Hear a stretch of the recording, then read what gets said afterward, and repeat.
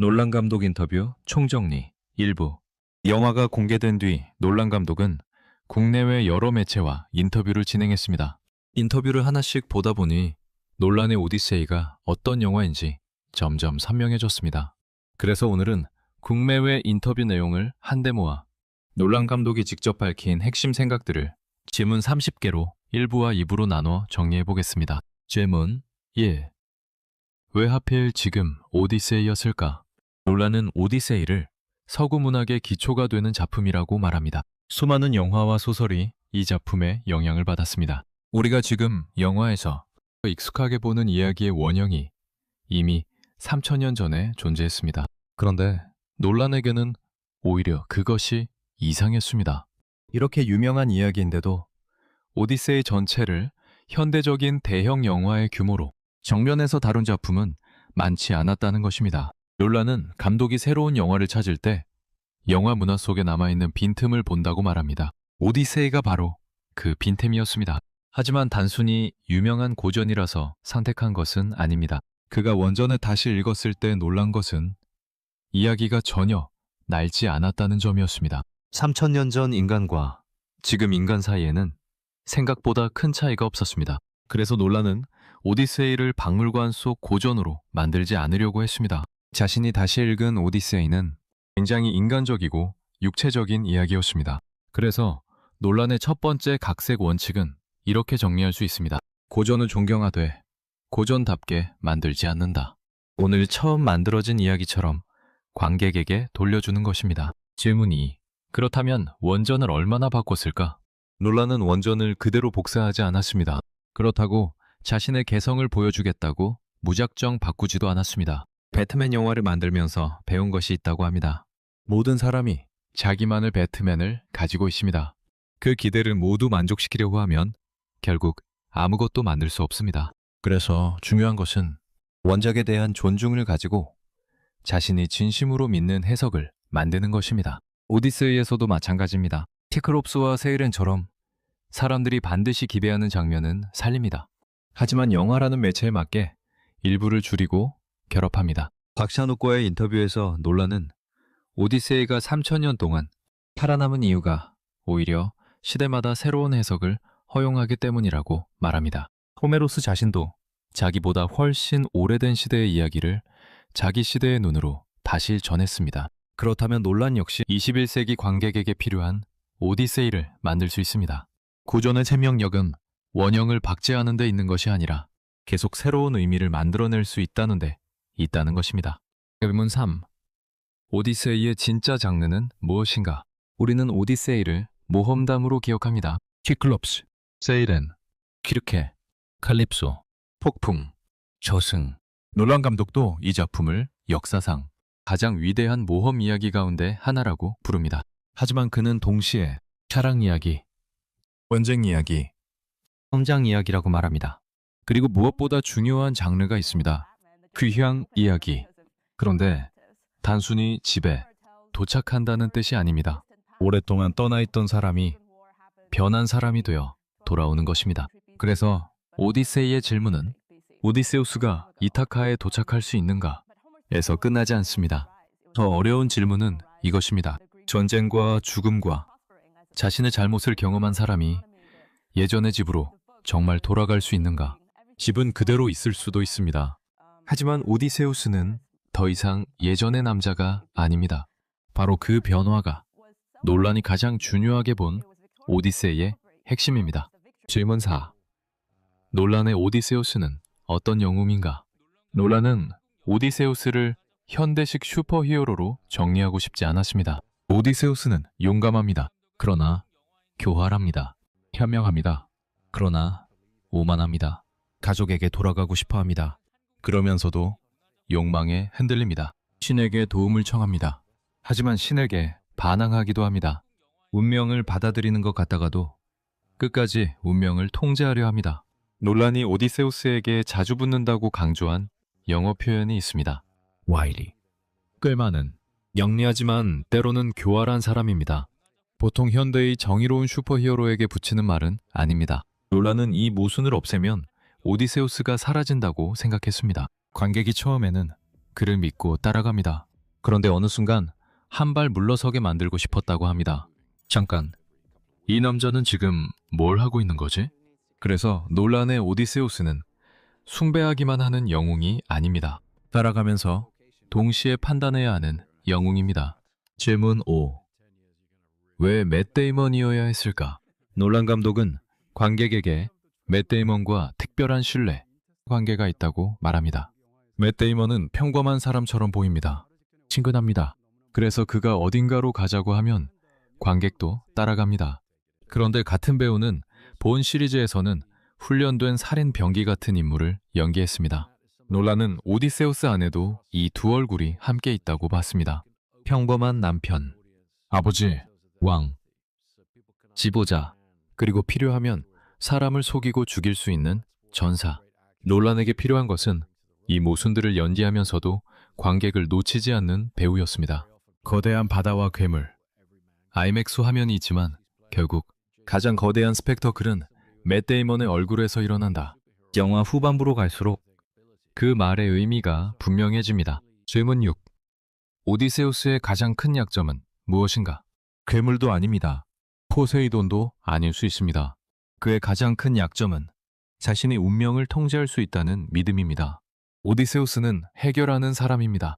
트로이 성을 뚫을 수 없다. 그러면 목마를 만든다. 힘으로 이길 수 없다. 그러면 머리를 쓴다. 막히면 다른 방법을 찾습니다. 그래서 사람들은 그를 따릅니다. 그런데 바다에 나오는 순간 상황이 달라집니다. 바람은 그의 명령을 듣지 않습니다. 파도도 듣지 않습니다. 신도 듣지 않습니다. 부하들의 욕망도 완전히 통제하지 못합니다.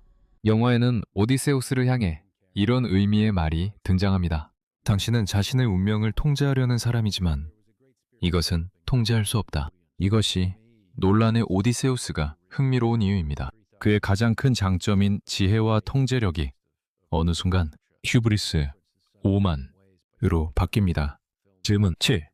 키클롭스 앞에서 오디세우스는 무엇을 보여주는가? 괴물 키클롭스는 힘으로 이길 수 없는 상대입니다. 오디세우스는 머리를 씁니다. 속입니다. 기회를 기다립니다. 그리고 살아남습니다. 여기까지는 그의 지혜입니다. 문제는 그 다음입니다. 도망쳤으면 그냥 떠나면 됩니다. 그런데 오디세우스는 자신의 승리를 알리고 싶어 합니다. 내가 너를 이겼다고 말하고 싶습니다. 자기의 이름을 남기고 싶습니다. 이때 오디세우스의 능력 뒤에 숨어 있던 것이 나타납니다. 오만, 나는 다른 사람보다 영리하다. 나는 상황을 지배할 수 있다. 나는 이번에도 살아남을 것이다. 논란에게 오디세우스의 비극은 능력이 없어서 생기는 것이 아닙니다.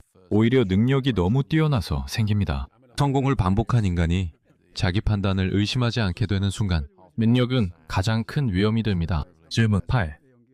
왜 키클록스와 키르케 장면은 공포영화처럼 보이는가? 놀라는 오디세이를 촬영하면서 어떤 순간에는 자신이 공포영화를 찍고 있는 것 같았다고 말합니다. 이유는 단순합니다. 키클롭스가 신화책 속에 있으면 판타지입니다.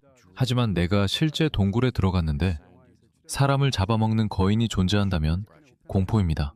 키르케도 마찬가지입니다. 사람을 돼지로 바꾸는 마녀를 이야기로 읽으면 환상적입니다. 그런데 눈앞에서 사람의 몸이 동물로 바뀐다면 끔찍합니다. 그래서 논란은 괴물을 너무 매끈하게 만들지 않았습니다.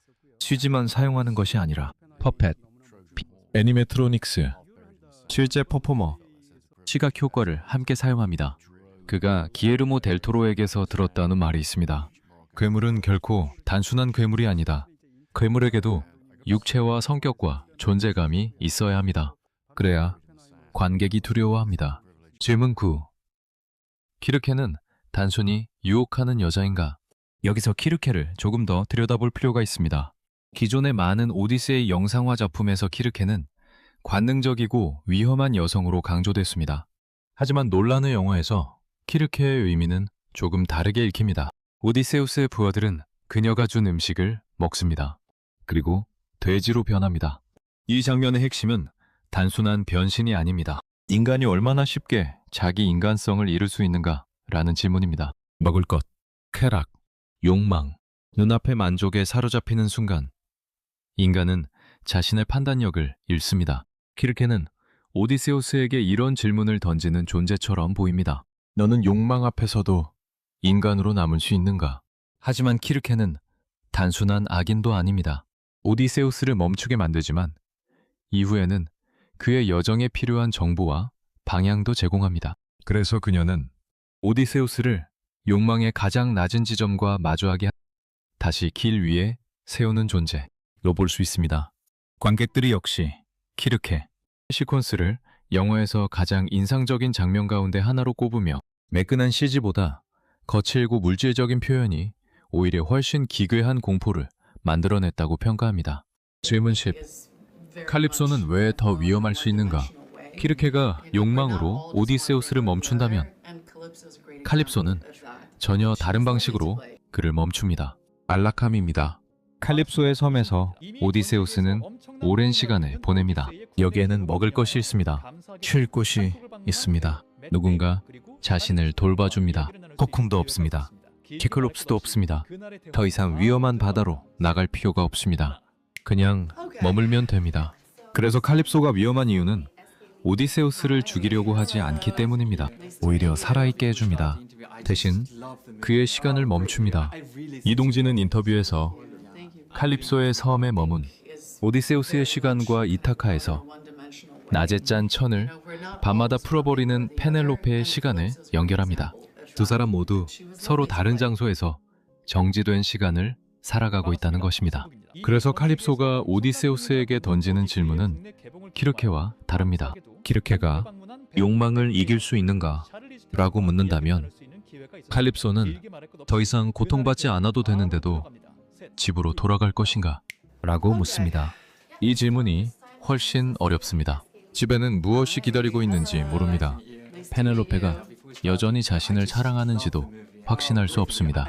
아들이 자신을 어떻게 생각하는지도 모릅니다. 그러나 오디세우스는 결국 떠납니다. 왜냐하면 그에게 집은 가장 편한 장소가 아니라 돌아가야 하는 장소이기 때문입니다. 질문 11. 그렇다면 키르케와 칼립소는 무엇이 다른가? 둘 다 오디세우스의 귀환을 멈추게 하는 여성입니다. 하지만 방법은 정반대입니다. 키르케는 욕망입니다. 칼립소는 안주입니다. 키르케의 세계에서는 인간이 본능에 빠져 동물처럼 변합니다. 칼립소의 세계에서는 인간이 편안함 속에서 시간을 잃습니다. 하나는 너무 많이 원해서 길을 잃는 것이고 다른 하나는 더 이상 아무것도 원하지 않아 길을 잃는 것입니다. 오디세우스는 두 곳 모두 떠나야 합니다. 그가 돌아가기 위해서는 욕망에도 머물지 말아야 하고 안락함에도 머물지 말아야 합니다. 이렇게 보면 키르케와 칼립소는 단순한 여성의 유혹이 아니라 오디세우스의 귀환을 시험하는 서로 다른 관문입니다. 질문 12. 그렇다면 페넬로페는 키르케와 칼립소와 무엇이 다른가? 키르케는 오디세우스를 욕망과 마주하게 합니다. 칼립소는 안락함 속에 머물 수 있는 선택지를 줍니다. 하지만 페넬로페는 전혀 다른 존재입니다. 그녀는 오디세우스에게 환상을 제공하지 않습니다. 페넬로페 앞에서는 오디세우스가 트로이를 무너뜨린 영웅도 키크롭스를 이긴 전략가도 왕도 아닙니다. 그냥 20년 만에 돌아온 남편입니다.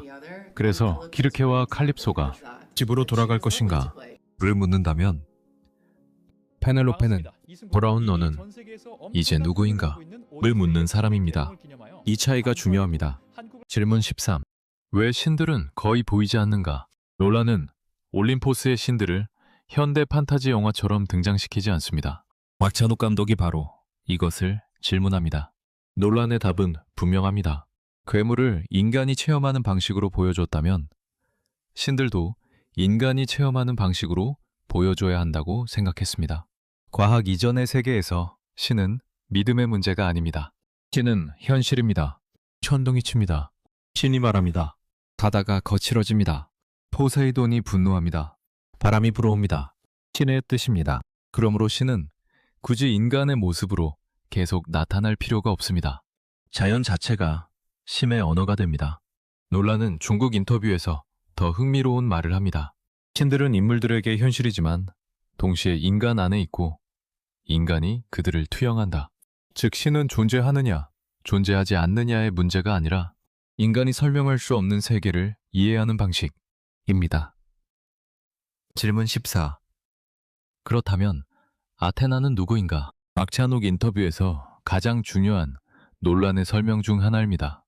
논란은 영화 속 아테나가 결국 오디세우스의 위식, 더 정확하게는 그의 죄책감이 투영된 존재라고 설명합니다. 이렇게 보면 아테나는 원전과 다른 의미를 갖습니다. 오디세우스 밖에서 모든 것을 지휘하는 초월적 신보다 오디세우스 안에서 계속 그에게 말을 거는 양심에 가까워집니다. 신들이 나를 이렇게 만들었다 라고 생각하면 편합니다. 그러면 자기 행동에 대한 책임을 신에게 넘길 수 있습니다. 하지만 논란의 영화는 오디세우스에게 그런 피난처를 허락하지 않습니다. 결국 묻습니다. 그 선택을 한 사람은 누구인가? 박찬욱은 영화 마지막에 아테나가 오디세우스 곁에서 사라지는 장면을 보고 신의 시대가 끝나고 인간이 자신의 책임을 떠안는 시대가 시작되는 것 같다고 해석합니다.